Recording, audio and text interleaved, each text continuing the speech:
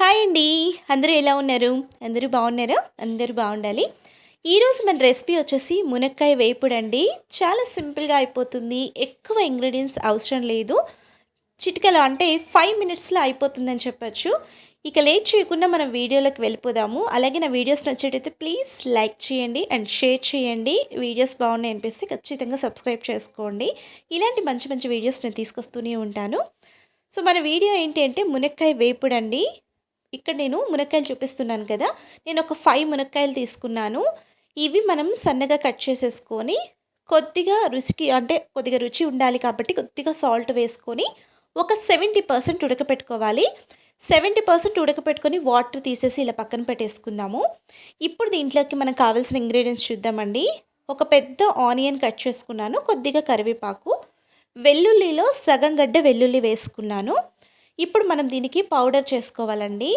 ఒక కప్ వచ్చేసి పల్లీలు వేసుకోవాలి.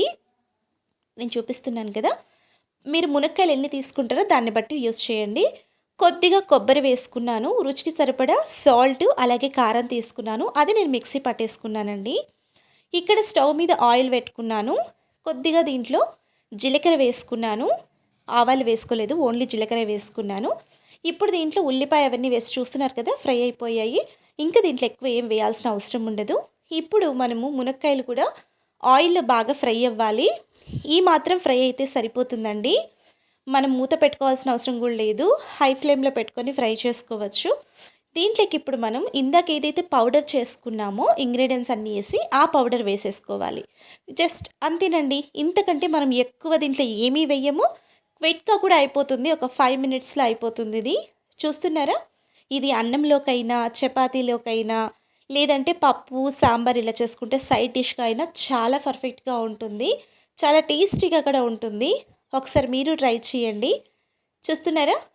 మీకు కొద్దిగా ఆయిల్ ఎక్కువ అనిపించవచ్చు, కానీ కొద్దిగా ఆరిన తర్వాత సరిపోతుందండి. ఎందుకంటే పల్లీలు వేసుకున్నాం కాబట్టి. నచ్చిందా? నచ్చితే ఖచ్చితంగా ట్రై చేయండి. ఎవరికైనా ఇంట్రెస్ట్ ఉంది అంటే ఖచ్చితంగా షేర్ చేయండి. ఇలాంటి మంచి మంచి వీడియోస్ నేను మీకోసం తీసుకొస్తూనే ఉంటాను. నచ్చితే సబ్స్క్రైబ్ చేసుకోండి. Thank you.